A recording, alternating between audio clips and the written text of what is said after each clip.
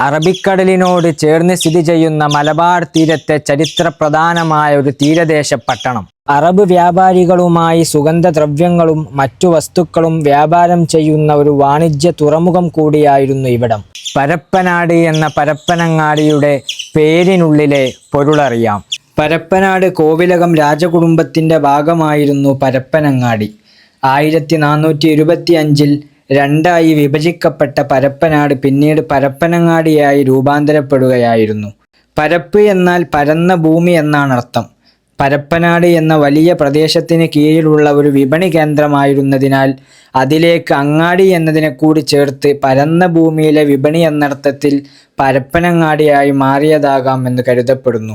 പരപ്പനങ്ങാടിക്ക് ഇങ്ങനെ ഒരു പേര് വരാനുള്ള കാരണം ഈ പ്രദേശം ഭരിച്ചിരുന്നത് പരപ്പനാട് രാജ വംശത്തിൽപ്പെട്ട ആളുകളായിരുന്നു എന്നതുകൊണ്ടാണ് പരപ്പനാട് രാജാവിൻ്റെ അതിർത്തി പ്രദേശമായ പരപ്പനങ്ങാടി എന്ന പേര് വന്നത്. ഇതിൻ്റെ ആസ്ഥാനം വള്ളിക്കുന്ന് തട്ടാർ കോവിലകം എന്ന സ്ഥലത്തായിരുന്നു. അന്ന് പരപ്പനങ്ങാടിയെ 3 ഭാഗമായിട്ട് തെക്കേ പരപ്പനാട് എന്നും വടക്കേ പരപ്പനാട് എന്നും പരപ്പനാട് എന്നും 3ആയിട്ട് തിരിച്ചുകൊണ്ടുള്ള ഒരു സംവിധാനമാണ് ഉണ്ടായിരുന്നത്. പിന്നീടാണ് അത് കേന്ദ്രീകൃതമായി വന്നത്. ഇതിൻ്റെ ആസ്ഥാനം ക്രമേണ പരപ്പനങ്ങാടിക്കടുത്തുള്ള പരപ്പനാട് കോവിലകം ഭരണകേന്ദ്രം ആയിട്ട് അവിടെ നിലനിൽക്കുന്നത്.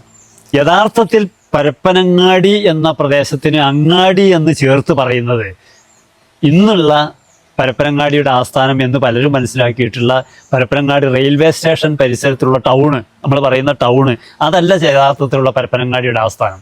പരപ്പനങ്ങാടിയുടെ ആസ്ഥാനം എന്ന് പറയുന്നത് ചെട്ടിപ്പടിയിൽ അങ്ങാടി കടപ്പുറം എന്ന് പറഞ്ഞ ഒരു സ്ഥലമുണ്ട്. ആ കടപ്പുറത്തിന് അങ്ങാടി കടപ്പുറം എന്നാണ് അന്ന് പറഞ്ഞിരുന്നത്, ഇന്നും അങ്ങനെ തന്നെ പറയുന്നത്. എന്ന് പറഞ്ഞാൽ പരപ്പനങ്ങാടിയുടെ അങ്ങാടി കേന്ദ്രം, അതായിരുന്നു പരപ്പനങ്ങാടിയുടെ ആസ്ഥാന കേന്ദ്രം. മധ്യകാലത്ത് ഇത് ഒരു പ്രധാന വ്യാപാര കേന്ദ്രമായിരുന്നു. ബസ് സ്റ്റാൻഡിനോട് ചേർന്ന് തന്നെയാണ് പരപ്പനങ്ങാടി റെയിൽവേ സ്റ്റേഷൻ നിലകൊള്ളുന്നത്.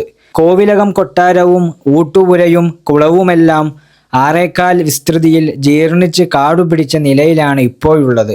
കോവിലകത്തിൻ്റെ സ്മരണ നിലനിർത്തുന്നതിനു വേണ്ടി തൊട്ടടുത്തു തന്നെ Parappanad Kovilakam English medium higher secondary school മാത്രമാണ് രാജവംശത്തിൻ്റെ ഓർമ്മയുണർത്തുന്ന ഏക സ്ഥാപനമായി നിലകൊള്ളുന്നത്.